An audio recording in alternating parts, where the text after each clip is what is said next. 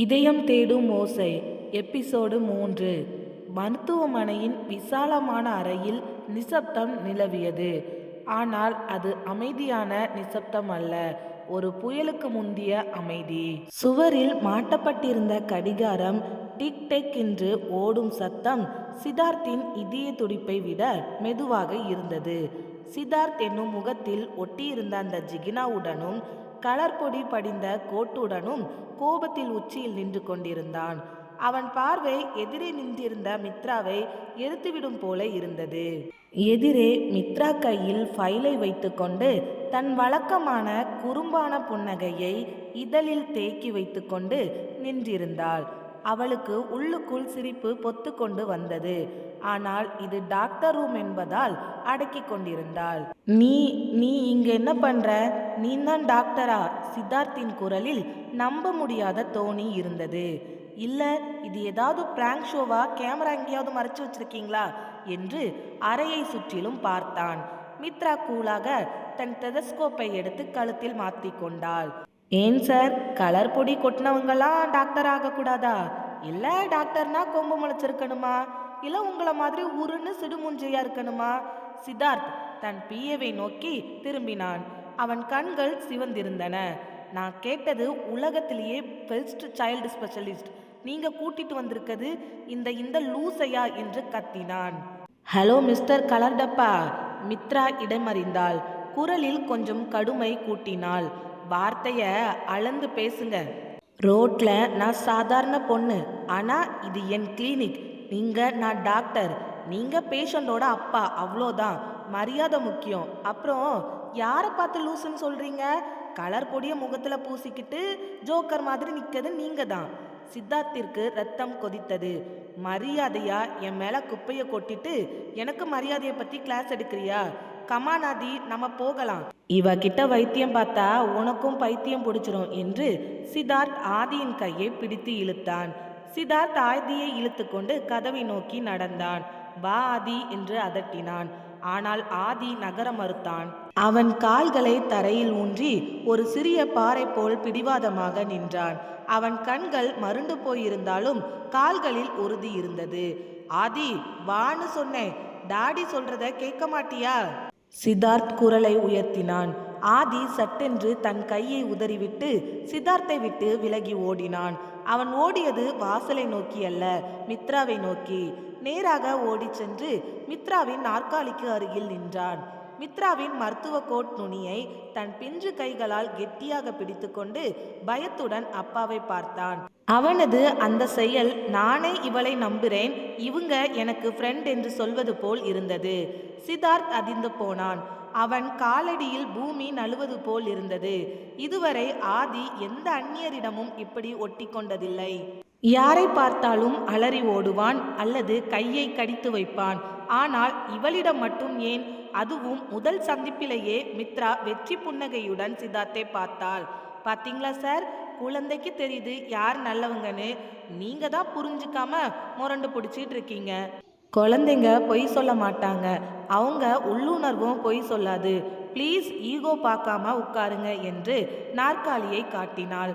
வேறு வழி இல்லாமல் சித்தார்த் ஆதிக்காக பல்லை கடித்து கொண்டு அமர்ந்தான். அவன் பார்வை மித்ராவை எச்சரித்தது. இங்க பாரு, என் பையனுக்கு ஏதாவது தப்பா ட்ரீட்மெண்ட் கொடுத்த இந்த ஹாஸ்பிட்டலையே இடிச்சு தரமட்டமாக்கிடுவேன். Mind it. மித்ரா சித்தார்த்தின் மிரட்டலை காதிலேயே வாங்கி கொள்ளவில்லை. அவள் முகம் சட்டென்று மாறியது. ஒரு குழந்தையை அணுகும் மென்மை அவள் கண்களில் வந்தது. அவள் சித்தார்த்தை பார்ப்பதை நிறுத்திவிட்டு ஆதியின் உயரத்திற்கு மண்டியிட்டு அமர்ந்தாள். ஹாய் பார்ட்னர், இந்த ஹிட்லர் கிட்ட இருந்து தப்பிச்சு வந்துட்டியா என்று கிசுகிசுத்தாள். சித்தார்த் காது கூர்மையானது. அவன் முறைத்தான். எக்ஸ்கியூஸ் மீ, என்ன ஹிட்லர்னு சொல்றியா? ஷூ, பேசாதீங்க, பேஷண்ட் டிஸ்டர்ப் ஆவாங்க. டாக்டர் பேஷண்ட் பேசும்போது அட்டெண்டர் அமைதியா இருக்கணும் என்று மித்ரா விரலை உதட்டில் வைத்து அவனை அடக்கினாள். சித்தார்த் கோபத்தில் கைகளை முறுக்கினான்.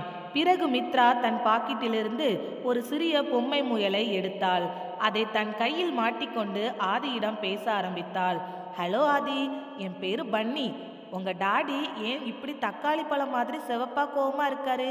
அவருக்கு பசிக்குதோ இல்ல அவருக்கு ஐஸ்கிரீம் வாங்கி தரலையா என்று அந்த முயல் பேசுவது போல மிமிக்ரி செய்தாள் மித்ரா.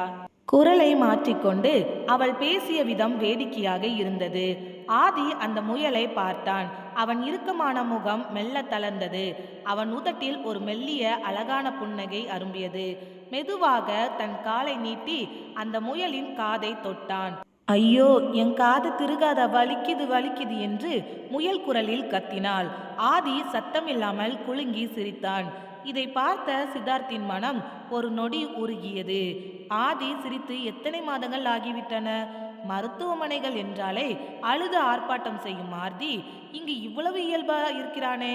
இவள் ஏதோ மேஜிக் செய்கிறாள். ஆனால் அவனது ஆண் கர்வம் அதை வெளிப்படையாக ஒப்புக்கொள்ள மறுத்தது. இவ சும்மா ஏமாத்ரா என்று மனதிற்குள் சமாதானம் செய்து கொண்டான். மித்ரா ஆதியை சோதித்தாள். ஸ்டெதஸ்கோப்பை வைக்கும்போது கூச்சம் காட்டினான். ஆனால் அவள் விளையாட்டாகவே அதை செய்து முடித்தாள். பிறகு தன் இருக்கையில் அமர்ந்து ஒரு சீட்டில் வேகமாக எதையோ எழுதினாள். பிரச்சனை என்னன்னு கண்டுபிடிச்சிட்டேன், ரொம்ப சீரியஸ் என்றாள் மித்ரா. முகத்தை மிக மிக சீரியஸாக வைத்துக்கொண்டு சித்தார்த் பதட்டத்துடன் முன்னால் வந்தான். அவன் தந்தை பாசம் வெளித்து கொண்டது. என்ன ஆச்சு? ஆதிக்கு என்ன பிரச்சனை? உடம்புல ஏதாவது குறைபாடா? எம்ஆர்ஐ ஸ்கேன் எடுக்கணுமா? சொல்லுங்க டாக்டர். சார், ஒரு நிமிஷம். ஆதிக்கு எந்த பிரச்சனையும் இல்லை. நோயாளி ஆதி இல்லை, நோயாளி நீங்க தான் என்று சொல்லி அந்த சீட்டை சித்தார்த்திடம் நீட்டினாள்.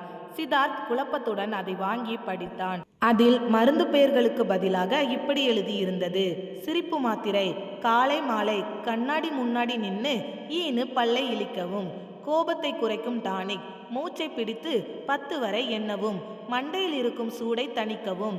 முக்கிய குறிப்பு: குழந்தையை குழந்தையாக பார்க்கவும், மிலிட்ரி சோல்ஜராக அல்ல. சித்தார்த் அதை கசக்கி எறிந்தான். Are you jogging? நான் என்ன லூசா? என் நேரத்தை வீணாக்குற? நான் எவ்வளோ பெரிய பிஸ்னஸ்மேன் தெரியுமா? மித்ரா எழுந்து நின்றாள். இப்போது அவள் முகத்தில் இருந்த குறும்பு மறைந்து ஒரு மருத்துவரின் கம்பீரம் வந்தது. மிஸ்டர் சித்தார்த், உங்க பையன் ஊமை இல்லை, அவன் பேச விரும்பல, அவ்வளோதான் வித்தியாசம். அவனை சுத்தி ஒரு பயமான சூழலை உருவாக்கி வச்சிருக்கீங்க. அவன் வாயை திறக்கிறதுக்கு முன்னாடி உங்க அதிகாரத்தை காட்டுறீங்க. முதல்ல ஒரு விஷயத்த புரிஞ்சுக்கோங்க. ஒரு செடி வளரணும்னா தண்ணி ஊத்தணும், வெந்நீர் ஊத்தக்கூடாது. நீங்க வெந்நீர் ஊத்திட்டு இருக்கீங்க. அவன் மனசு முழுக்க பயம். அந்த பயம் போனா மட்டும்தான் பேச்சு வரும். சித்தார்த் திகைத்து நின்றான். யாரும் அவனிடம் இப்படி முகத்துக்கு நேராக இவ்வளவு தைரியமாக பேசியதில்லை. ஆனால் அவள் சொன்ன ஒவ்வொன்றும் கசப்பான உண்மை என்று அவன் உள்மனது சொன்னது. ஓகே டாக்டர், நீங்க பெரிய மேதாவி, என் வளர்ப்பு தப்புன்னு சொல்றீங்க. சரி, உங்களால என் பையனை பேச வைக்க முடியுமா? சித்தார்த் சவாலாக கேட்டான். மித்ராவோ முடியும் என்று உறுதியாக சொன்னாள். ஆனா ஒரு கண்டிஷன். என்ன? அடுத்த 1 மாசத்துக்கு ஆதி என் ஃப்ரெண்டு, என் கண்ட்ரோல்ல தான் இருப்பான். நான் சொல்றத தான் அவன் செய்யணும். நான் பார்க்குக்கு கூப்பிட்டா பார்க்குக்கு வரணும், பீச்சுக்கு கூப்பிட்டா பீச்சுக்கு வரணும். முக்கியமா நீங்க குறுக்க வரக்கூடாது. உங்க மிலிட்ரி ரூல்ஸ் எல்லாம் வெளியே கலட்டி வச்சுட்டு தான் வீட்டுக்கு வரணும். ஓகேவா? சித்தார்த் யோசிச்சான். ஆதியின் குரலை மீட்டு கேட்க அவன் எதையும் இழக்க தயார். சரி, டீல்.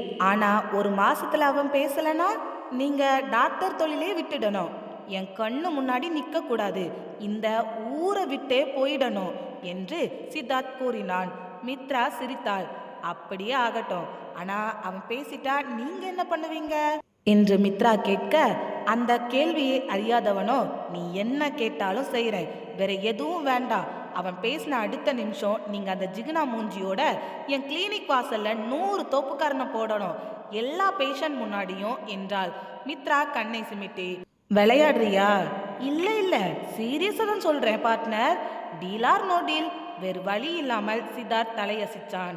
டீல். ஒரு மெல்லிய மின்சாரம். இருவரும் ஒப்பந்தத்தில் கையெழுத்திட மேஜையில் ஒரு பேனாவை எடுக்க முயன்றனர். ஒரே நேரத்தில் ஒரே பேனாவை பிடிக்க இருவர் கைகளும் உரசின. சித்தார்த்தின் விரல்கள் மித்ராவின் மென்மையான விரல்களை தீண்டியதும் ஒரு மெல்லிய மின்சாரம் பாய்ந்தது போல் இருந்தது. அதுவரை இருந்த கோபம், ஈகோ எல்லாம் அந்த ஒரு நொடி மறைந்து ஒரு விசித்திரமான உணர்வு இருவர் மனதிலும் தோன்றியது. சித்தார்த் சட்டென்று கையை விலக்கினான். மித்ரா அவனை நிமிர்ந்து பார்த்தாள். அந்த நொடி சித்தார்த்தின் கண்களில் இருந்த ஆழமான சோகத்தை மித்ரா கவனித்தான். இவன் வெறும் கோவக்காரன் மட்டும் இல்ல, உள்ளுக்குள்ள ஏதோ பெரிய காவியம் பட்டவன் போல என்று உள்ளுணர்வு சொன்னது. சித்தார்த்தும் அவளை பார்த்தான். இவள் வெறும் வாயாடி மட்டும் இல்ல, இவ கண்ணுல ஏதோ ஈர்ப்பு சக்தி இருக்கு என்று நினைத்தான். திடீரென்று ஆதி இருவர் கைகளையும் சேர்த்து வைத்தான். சித்தார்த், மித்ரா இருவரும் திடுக்கிட்டு ஆதியை பார்த்தனர். ஆதி இருவரையும் பார்த்து சிரித்தான். அவன் கண்கள் சண்டை போடாதீங்க, ஃப்ரெண்ட்ஸ் ஆகுங்க என்று சொல்வது போல இருந்தது. சித்தார்த் சுதாரித்து கொண்டு கையை உருவினான். நாளைக்கு காலையில 9 மணிக்கு என் வீட்டுக்கு வந்துடணும், லேட்டானா கேட்டு திறக்காது என்று கராராக சொல்லிவிட்டு ஆதியை தூக்கி கொண்டு விறுவிறுன்று வெளியேறினான். மித்ரா அவர்கள் செல்வதையே பார்த்து கொண்டிருந்தாள். மிஸ்டர் ஹிட்லர், உங்க கோட்டையை உடைக்காம விடமாட்டேன். ஆதி கண்டிப்பா பேசுவான், நீயும் சிரிப்ப. உன் இறுக்கத்தை உடைக்க இந்த ஒரு சுத்தியல் போதும் என்று தனக்குத்தானே சொல்லிக்கொண்டு சிரித்தாள். அவள் அறையில் இருந்த கண்ணாடியில் தன் முகத்தை பார்த்தாள்.